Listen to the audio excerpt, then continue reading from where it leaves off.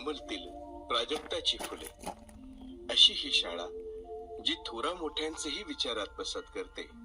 ऐकूया वर्ग 9व्या वर्गातील चिरंजीव मंदार धर्माडे याच्या विचारातून पुण्यश्लोक अहिल्यादेवी यांच्या जीवन कार्यावर एक विचार मंथन. रणरागिणी तू पुण्यश्लोकिनी, जपलास वारसा शिवरायांचा, उतरुणी रणांगणी दाखवलास शत्रूस तागत तुझ्या विश्वासाचा.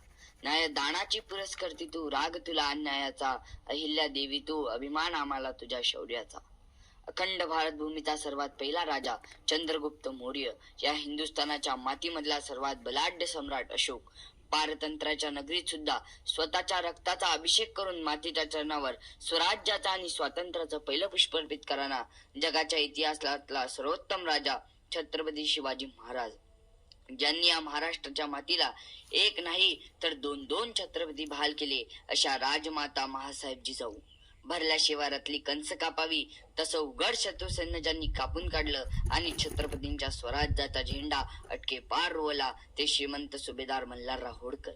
जातीयतेच्या प्रथेला कराडून विरोध करणारा राजा महाराज तुकोजीराव होळकर.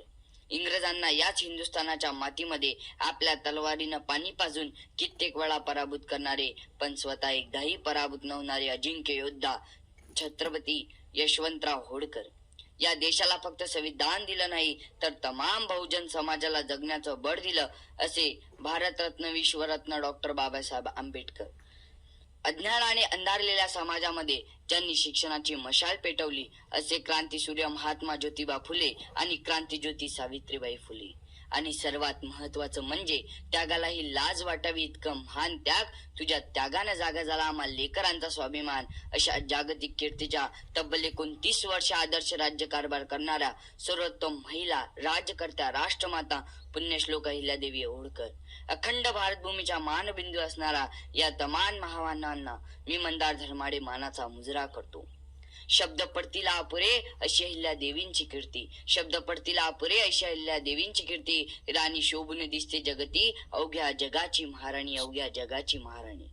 डॉक्टर बाबासाहेब आंबेडकर म्हणतात, जो समाज स्वतःचा इतिहास विसरतो तो समाज इतिहास निर्माण करू शकत नाही, तर तो समाज इतिहासात जमा होतो.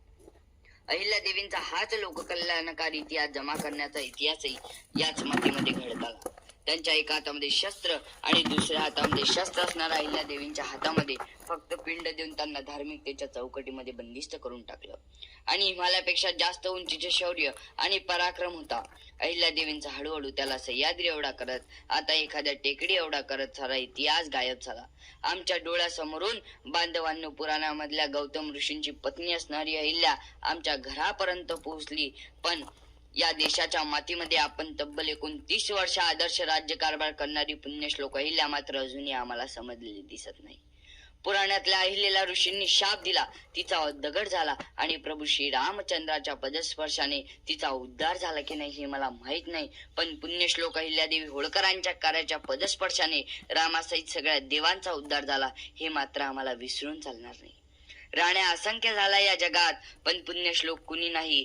गर्व जिचा या मराठी हृदयाला, एकच ती महाराणी अहिल्यादेवी होळकर झाली, अहिल्यादेवी होळकर झाली. ज्याप्रमाणे छत्रपती शिवाजी महाराज हे पुरुषांमधले सर्वोत्तम राजे आहे, त्याचप्रमाणे पुण्यश्लोक अहिल्यादेवी होळकर या स्त्रियांमधल्या सर्वोत्कृष्ट राजमाता होत्या. ही गोष्ट पहिल्यांदा आम्हाला लक्षात घ्यावी लागली.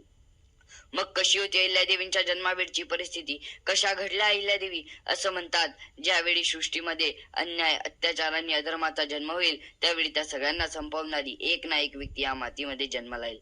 आणि तेच घडलं होतं. 31 मे 1725 साली अहमदनगर जिल्ह्यामध्ये चोंडी या गावी मराठी वतनदार बानकोजी शिंदे आणि सुशीलाबाई यांच्या पुढे धनगर कुटुंबात एक कन्या रत्न जन्माला आले. मधुर होती ज्यांची वाणी, अशी जन्मली तत्वज्ञानी राणी.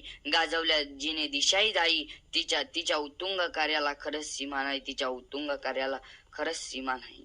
लहानपणापासूनच अहिल्यादेवींना कुटुंबामधूनच तलवार चालवणे, घोडा चालवणे, पोहणे, भालाफेक यासारख्या सगळ्या दलांचे शिक्षण आणि प्रशिक्षण दिला जात होती. हीच ती सुरुवात होती. 1733 साली वयाच्या 8व्या वर्षी पराक्रमी सरदार सुभेदार मल्हारराव होळकर यांचे सुपुत्र खंडेराव यांच्यासोबत अहिल्यादेवींचा विवाह संपन्न झाला. मल्हारराव होळकरांच्या आशीर्वादाने आणि मार्गदर्शनाने त्यांची वाटचाल सुरू झाली. खरं तर अहिल्यादेवी होळकरांच्या इतिहासामध्ये सर्वात महत्वाचे योगदान कोणाचे असेल तर ते मल्हारराव होळकरांचे आहे. कारण मल्हारराव म्हणजे पराक्रमी, मल्हारराव म्हणजे सामर्थ्य आणि विश्वास, आणि मल्हारराव म्हणजे अहिल्यादेवींच्या पाठीवर आयुष्यभर पडत राहिलेली कौतुकाची थाप. होळकरांनी आपल्या 8 वर्षाच्या सुनेला सांगितलं युद्ध कसं लढावं, तलवार कशी चालवावी, तोफा, बारदाना, भाल हे सगळं कसं चालवावं. तसेच युद्ध रणांगणावर सुरू होत असतात तोफांच्या भयानक आवाज होतात तेव्हा निर्दया छातीने त्याला कसं सामोरं जावं हे मल्हारराव होळकरांनी अहिल्यादेवींना शिकवलं. तसेच अहिल्यादेवी या नीतिशास्त्र, धर्मशास्त्र, राज्यशास्त्रात तरबेज होता. याचा अभिमान त्यांचे पती खंडेराव यांना होता. अहिल्यादेवींचे पती खंडेराव हे देखील पराक्रमी योद्धा होते. 1754 मध्ये कुंभारीच्या लढाईत त्यांना वीर मरण आले.